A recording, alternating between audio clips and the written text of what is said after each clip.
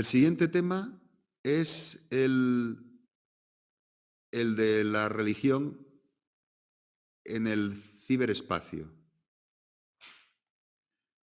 O sea, Internet y religión, que es uno de los temas más candentes y más clásicos que podemos trabajar. La religión en el ciberespacio, como fuente para el estudio de las religiones, es una de las grandes fuentes ahora mismo. En crecimiento. Es además uno de los, dentro del mundo de Internet, uno de los campos privilegiados, desde siempre además. Cuando empezó Internet, ¿qué es lo que más había en Internet? Pornografía y religión es lo que había más. Ahora hay muchas otras cosas porque hay música y no sé qué tal, pero cuando no había casi nada, religión había toda la que podías querer. Yo recuerdo que hice en el 94 un artículo para la revista ILU, que mañana o pasado veremos las características que tiene, porque es una de las revistas españolas de temas de religiones. Y ya se veía claramente ese mundo interminable de la religión en Internet. Y es uno de los primeros caminos que utilizamos todos para entrar en el estudio de las religiones, es Internet. Internet por los caminos diversos que tiene. Internet por que si queremos bibliografía, uno de los primeros recursos es utilizarlo. O si queremos una primera aproximación a algo, solemos utilizar la mirada hacia Wikipedia. Hay mucha gente que se mete con Wikipedia. Yo siempre a mis alumnos les digo lo mismo. Si no te gusta un artículo de Wikipedia, edita y pon lo que tú creas que deba de poner. Sobre todo que nosotros que somos cada vez más, tenemos una cierta especialización, desde luego más que cualquiera de los editores de estándar de Wikipedia. No le digo de los editores que hacen ciertos temas determinados, que pueden tener pueden ser grandes especialistas. Yo me di cuenta de eso. Yo cambié completamente mi perspectiva respecto de Wikipedia cuando recordarán ustedes los problemas que hubo enormes con las caricaturas de Mahoma y la revista esta, vamos, el diario este Jyllands-Posten, que lo había puesto en Dinamarca. Y había todos esos problemas de que no aparecían las caricaturas en ningún lado, salvo en los periódicos estos que estaban bajo la mira del terrorismo, ¿no? Y de repente busco en Wikipedia y encuentro en inglés un artículo extraordinario, que siguen teniéndolo ustedes ahí, extraordinario, con todas las caricaturas, con toda la historia. Lo había hecho uno de los mayores especialistas del país en historia de las religiones. Pero ¿qué es lo que ocurre con Wikipedia? Nadie sabe quién es. Eso es lo interesante. Totalmente anónimo, es decir, que lo hizo para la comunidad, pero no estaba bajo el punto de mira de nadie, puesto que no se podía saber quién lo había hecho.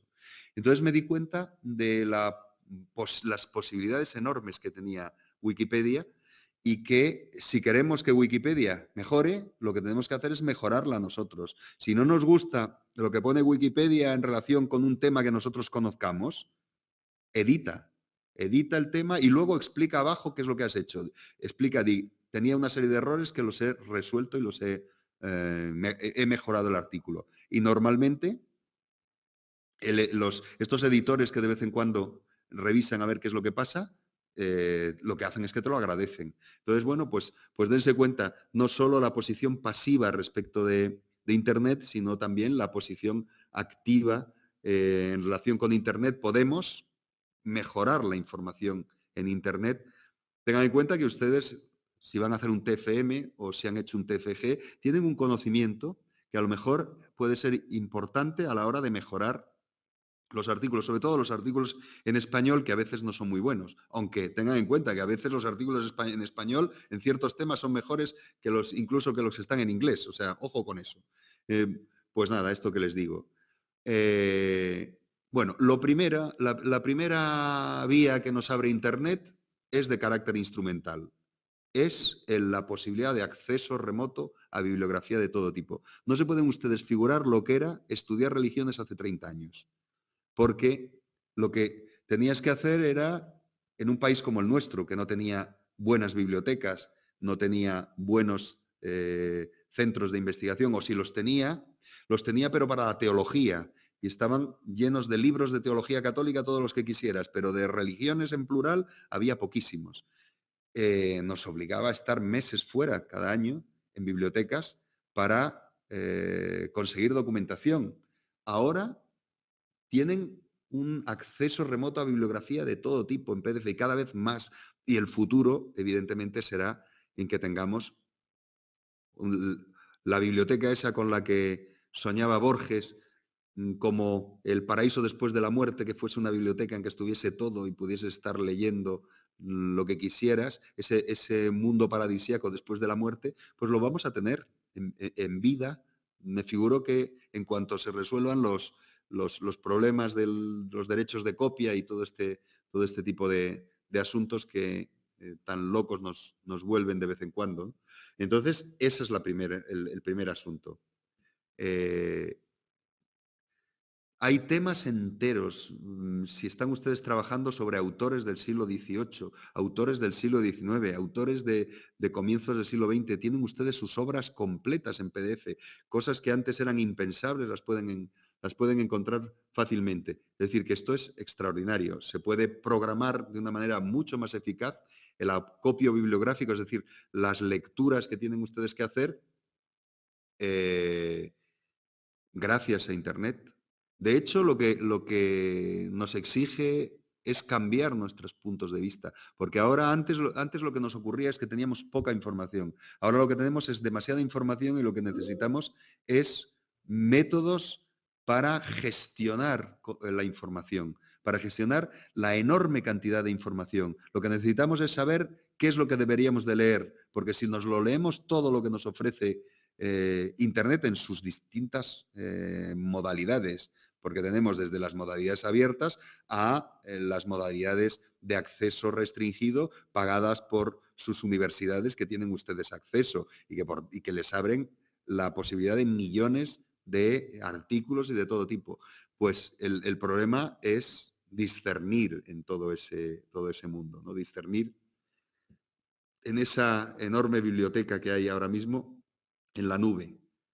Y tiene, desde luego, potencialidades, pero no es la que mayores potencialidades ofrece, no es la faceta de Internet que mayores potencialidades ofrece.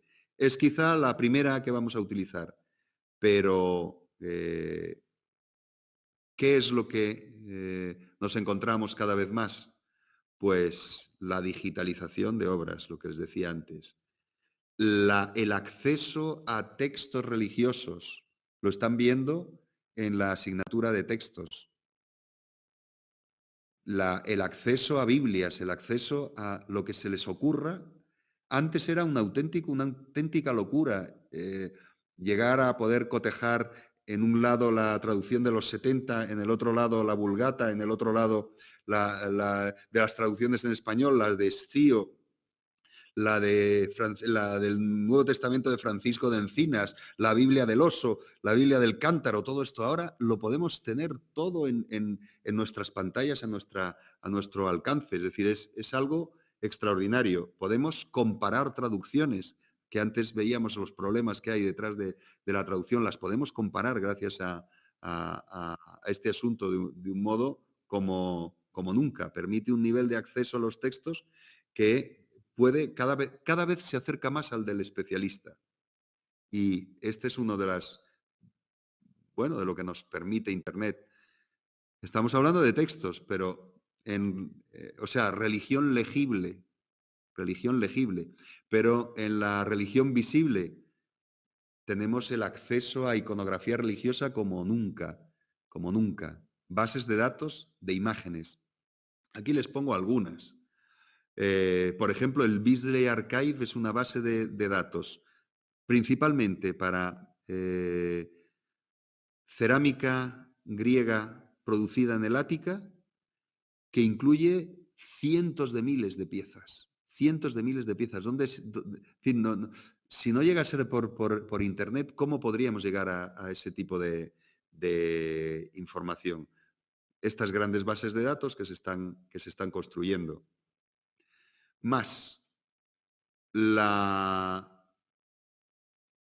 los grupos de discusión y de intercambio de información religiosa que hay en Internet, que ya hay unas cuantas tesis doctorales que se han producido por medio, explotando sistemáticamente este tipo de información. ¿Cuándo se ha visto lo que, por ejemplo, una tesis doctoral que se hizo en nuestro grupo de investigación, que se leyó hace año y pico, cuándo se ha visto lo que se pudo hacer ahí, que es tener informantes por esta vía de los grupos de discusión?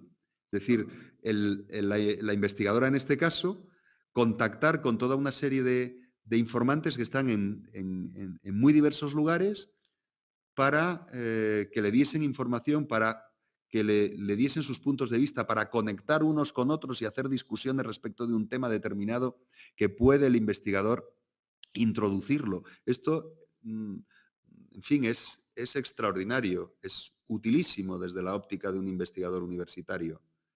Es muy útil.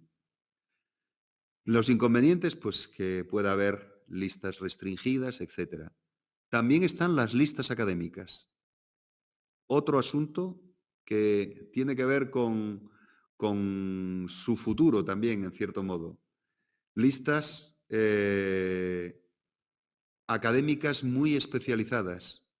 Yo les aconsejo que se apunten cuanto antes puedan a la lista que ofrece la EASR, que ya conocen, la Europea para el Estudio de las Religiones, la lista en español, italiano, en portugués, brasileiro, en fin, las lenguas del sur, digamos, que se llama Tonantzin.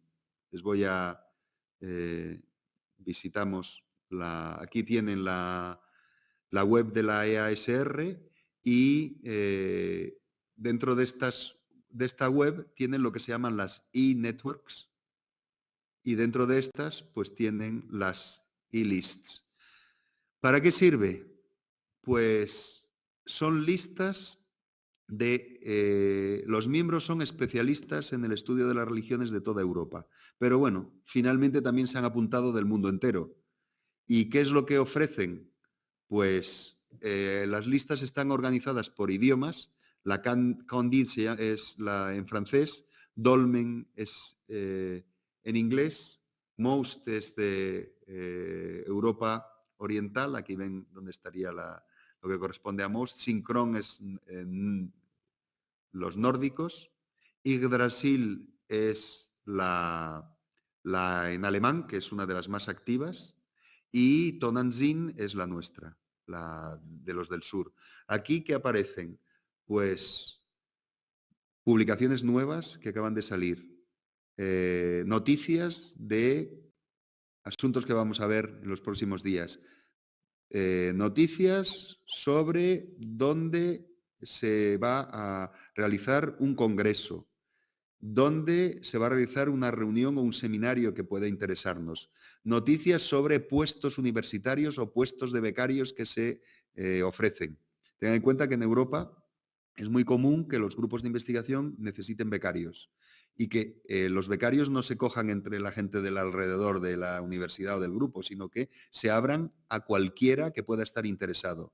Entonces, te encuentras noticias sobre becas de 3 años para ir a tal sitio o cual otro para trabajar en tal o cual cosa. Pues toda esta información es extraordinaria desde mi punto de vista. Lo único que tienen que hacer es pinchar aquí en Tonantzin y ver de qué va la cosa y ver el procedimiento para unirse a la lista. Y ahí verán información de todo tipo. Muchas veces son necrológicas porque no hace más que morirse la gente últimamente, de grandes investigadores, pero muchas son informaciones de trabajo. ¿Qué ocurre con esto del trabajo? Pues algo que les he insistido, suele ser la lengua vehicular el inglés, cada vez más. Muchas por supuesto en Inglaterra, por supuesto en los países del norte, todos estos de Synchron, todos estos funciona de esa manera? Pues es todo un universo que sería imposible si no fuese gracias a estas redes. En realidad son listas, pero lo que te hacen es incluirte en una red de información. Cada vez son más importantes las revistas electrónicas, cada vez más. No les entro en esto, pero hay unas cuantas. Aquí les... ¿Por qué? Pues porque es un tema que ustedes conocen más, pero cada vez hay más de estas revistas. Una de ellas es la que les he citado antes, ILU, la Revista de Ciencias de las Religiones, que es la que edita el Instituto de Ciencias de las Religiones de la Universidad Complutense, que tiene en libre acceso sus números hasta el año presente, es decir, el 2018, todos se publican en versión electrónica. Y unas cuantas revistas no son en libre acceso, pero sus universidades les suelen dar libre acceso. Paso siguiente, un paso más. Más que una fuente para el estudio de las religiones al estilo tradicional, Internet tiende a consolidarse como un nuevo modelo de ofrecer información multisoporte, desde lo instrumental, como puede ser la bibliografía, hasta la inclusión de material específico que solo se halla en la red. Esto es lo que podemos encontrarnos. Solo en la red hay información que solo la podemos encontrar en la red en algunos casos. ¿Y qué ocurre? Pues que Internet, que se convierte en una mezcla de religión legible, visible, audible, hablada, en fin, todo lo que hemos estado viendo, nos lo encontramos cada vez más. Un Internet curioso que antes estábamos hablando de la oralidad, ese Internet que incluye la oralidad, pero una oralidad transformada en oralidad escrita, pero no deja de ser oralidad. O puede ser entrevistas por los medios diversos, ¿no? que hay, que puede ser oralidad pura, con sus problemas, porque evidentemente los tiene, y ahora lo veremos. Cada vez Internet aumenta su interés como resultado de ser un foro completamente abierto y sin las censuras y restricciones que impone el establishment, sea cual sea. En Internet yo he encontrado información sobre grupos religiosos, información interna sobre grupos religiosos que jamás me hubieran dado si no era un miembro de ellos. Esto es un paso extraordinario, extraordinario en algunos casos en la investigación. Puedes encontrar testimonios de arrepentidos, testimonios de discursos alternativos a los discursos oficiales dentro de un grupo. Es extraordinario. Realmente yo les digo que con todos los problemas que tiene, pero es extraordinario. ¿Por qué? Pues porque esta religión que había desde el principio, que les decía en los primeros momentos de este tema, la religión aparecía en Internet desde el principio. ¿Por qué? Pues porque se dieron cuenta muy pronto los grupos religiosos que era un escaparate extraordinario. Y muy diversos grupos religiosos lo han usado para transmitir sus sistemas de creencias, sus textos sagrados, o traducidos o en la lengua original, que los pueden encontrar. Textos budistas traducidos al español encuentran muchísimos. Luego está el problema de cómo estén traducidos, esa es otra, pero los encuentran. Y los encuentran en el contexto de unos linajes determinados.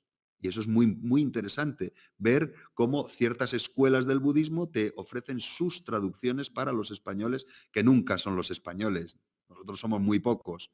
Claro, es el mercado que habla en español, que ese sí que es un mercado importante, que ese sí que es un contexto al que quieren llegar muchos de estos grupos religiosos y, por tanto, ofrecen material.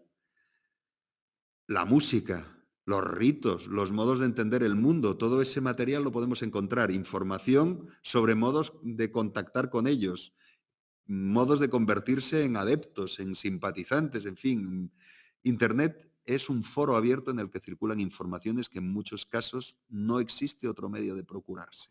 Y eso, ténganlo en cuenta, que es clave y permite pues redimensionar muchas de nuestras investigaciones. Por ejemplo, un trabajo de sociología de las religiones que intente acotar el impacto de un grupo religioso particular, gracias a Internet puede disponer de materiales de primera mano y completamente actualizados. Esa es otra, completamente actualizados o generalmente muy actualizados.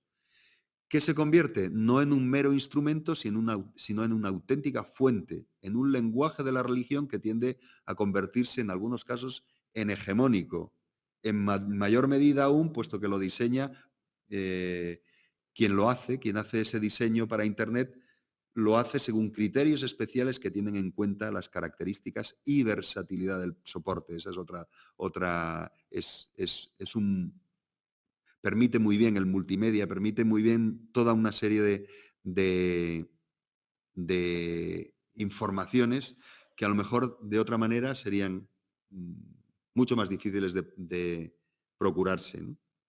Y hasta ahora les estoy diciendo lo bueno, que nos abre nuevos temas, nos abre nuevas perspectivas,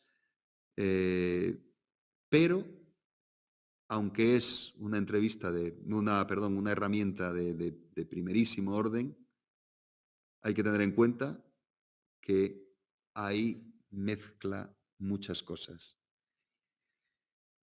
Las informaciones ofrecidas por grupos religiosos y espirituales tiene que ser sometida al mismo, la misma jaula de trabajo que hemos visto para la literatura, para lo literario, es decir, el método crítico. Puede no ser fiable, hay que realizar una criba, hay que tener presente la fuente que vierte en Internet la información, los motivos que pueden haber llevado a que lo haga. No siempre es el altruismo, no siempre es el deseo de que otros lo lean sin más, lo que puede haber llevado a alguien a que incluya información en Internet. Hay que tratar lo que aparece en Internet con el mismo método crítico que si se tratase de cualquier otro documento en soporte convencional. Y eso no es fácil. Eso no es fácil. ¿Por qué? Pues porque Internet tiende a fascinarnos. Internet tiende a anular ciertas prevenciones que no se anulan tan fácilmente cuando estamos leyendo un texto. Pues tenganlo muy presente ese asunto. Y es un reto metodológico, ser capaces de desmontar la información de Internet de la misma manera que podemos desmontar la información o lo que están ustedes haciendo, por ejemplo, desmontando la lectura de una obra de Mircea Eliade.